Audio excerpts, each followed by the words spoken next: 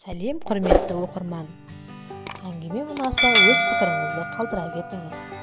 Ұнаса, ұнады деп, ұнамаса, ұнамады деп, өз пікірлеріңізді жаза кетіңіз. Әрбір пікір маңызды.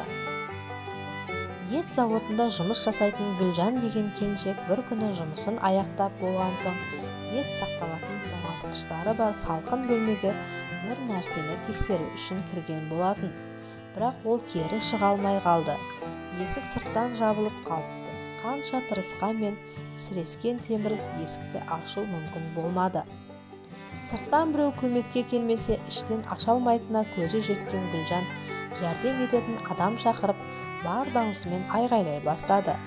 Кешкі уақыт болғандықтан барлық жұмысшылар үйлеріне қайтып кеткен. Шарасыз қалған Гүлжан Аллаға жалбарына бастайды. Сөйтіп суық тоңазытқыштың ішінде қамалып отырғанына 5 сағат болады. Бір кезде есік сыртына біреу келгендей болды да, сарт-сарт еткен дауыс шығып, темір есік сыртқа қарай айқара ашылды. Гүлжан бірден тысқа атып шықты. Есікті ашқан зауыттың қарауылы екен.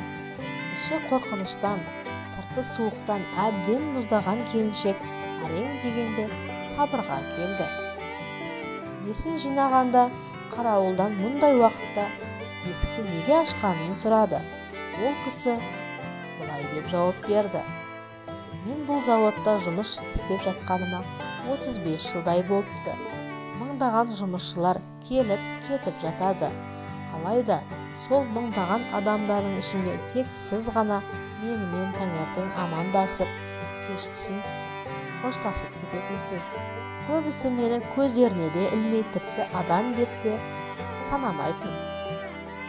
Бүгін әдеттегідей таңертең сіз менімен амандастыңыз. Алайда сау болыңыз, ертең кездескенше дегеніңізді естімедім. Бүгін сіздің қоштасу сөзіңізді естімегендіктен қобалжып, сізге бірдеңе болып қалды ма деп қатты уайымдадым. Міне, сондықтан мен фабриканы түгел тексеруге шықтым. Күдігім расталып, сіз мына салқын бөлмеде қамалып қалыпсыз деп жауап қайтты. Адам бойындағы адамгершілік оны мыңдаған жандарға сүйікті етіп көрсететіні белгілі.